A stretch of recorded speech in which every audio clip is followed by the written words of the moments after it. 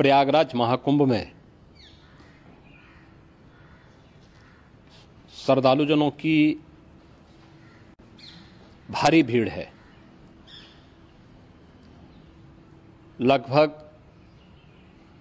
8 से 10 करोड़ श्रद्धालु इस समय प्रयागराज के अंदर मौजूद है। कल भी 5.5 करोड़ श्रद्धालुजनों ने महाकुंभ का स्नान किया था। ये जो भारी दबाव श्रद्धालुजनों के कारण और श्रद्धालुओं के संगम नोच पर जाने के कारण वहाँ पर एक बना हुआ है, लेकिन पूरा प्रशासन मौके पे वहाँ मौजूद है। रात्रि को 1 से 2 बजे के बीच में अखाड़ा मार्ग पर, जहाँ पे अखाड़ों के अमृत स्नान के दृश्य से बैरिकेड्स भी किए गए थे, तो बैरिकेड्स को फांद करके आने में कुछ श्रद्धालु गंभीर रूप से घायल हुए हैं। उन्हें तत्काल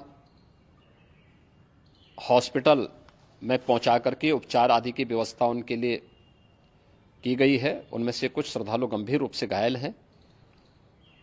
लगातार प्रशासन स्थानीय स्तर पर श्रद्धालुओं की सकुशल स्नान कराने के दृष्टि से रात्रि को कल सायंकाल 6:30-7 बजे से ही मौनी अमावस्या का मुहूर्त प्रारंभ होने के बाद से ही लगातार लगा हुआ है। प्रयागराज में महाकुंभ में श्रद्धालुजनों के सकुशल स्नान करने, अमृत स्नान के लिए देश भर से आए हुए श्रद्धालुजनों की व्यवस्था के लिए, उनके कुशल क्षेम के लिए आदरणीय प्रधानमंत्री जी का प्रातःकाल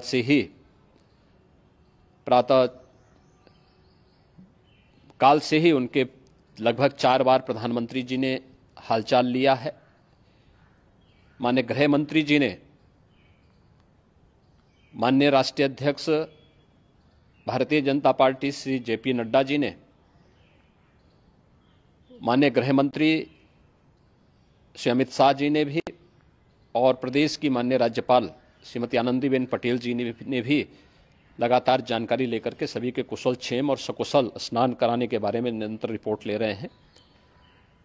हम लोगों की प्रातःकाल से ही श्रद्धालुजन जो भी आए हैं वे स्नान कर सकें, इसके लिए यहाँ पे उच्च स्तरीय बैठक भी चल रही है, जिसमें मुख्य सचिव भी हैं, डीजीपी हैं, प्रमुख सचिव गृह हैं, मुख्यमंत्री कार्यालय के अपर मुख्य सचिव के साथ साथ एडीजी लॉ एंड ऑर्डर के साथ साथ अन्य वरिष्ठ अधिकारीगण मौजूद हैं।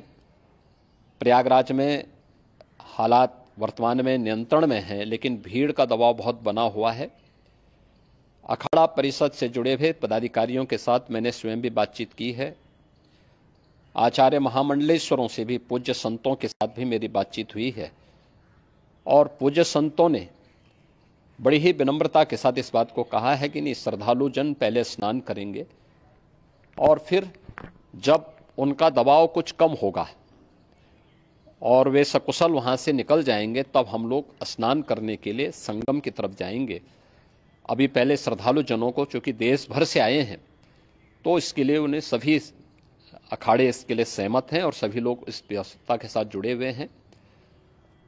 लगातार इस दिशा में हम लोगों का प्रयास है कि जो अब तक प्रातःकाल से ही आपने देखा होगा, कल मैंने बताया कि कल लगभग 5.5 करोड़ श्रद्धालु कल महाकुंभ का स्नान किए हैं, और आज प्रातःकाल तक लगभग 8:30 बजे तक 3 करोड़ से अधिक श्रद्धालु स्नान कर चुके हैं, और ये लगातार जारी है। लेकिन संगम नोच पर, अखाड़ा मार्ग पर,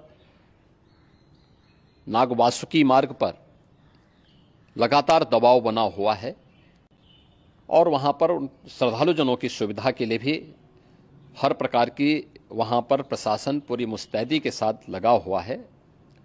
और इसीलिए मेरी अपील है पूरे प्रदेशवासियों से, पूरे देशवासियों से और सभी श्रद्धालुओं से भी, सभी पूज्य संतों से भी कि अफवाह पर कोई ध्यान न दें, संयम से काम लें। यह सब आयोजन सभी लोगों का है। प्रशासन उनकी सेवा के लिए पूरी तत्परता के साथ लगा हुआ है। केंद्र और राज्य सरकार पूरी मजबूती के साथ वहां पर हर प्रकार का सहयोग करने के लिए तत्पर है। लेकिन कोई किसी अफवाह पे ध्यान न दे। कोई भी व्यक्ति नकारात्मक अफवाह फैलाने का प्रयास करेगा, उस प्रकार से नुकसान हो सकता है।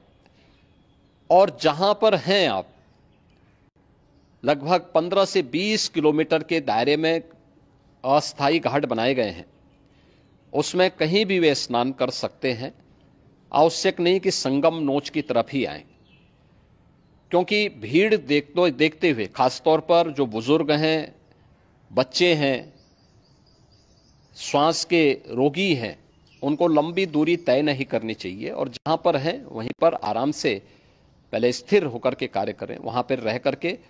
और जो नज़दीक के घाट हैं, उसी नज़दीक के घाट में स्नान करेंगे। सब गंगा जी के ही घाट हैं और गंगा जी के इस घाट में वही पुण्य प्राप्त होगा। ये मौनी अमावस्या है। मौनी अमावस्या में स्नान का महत्व है।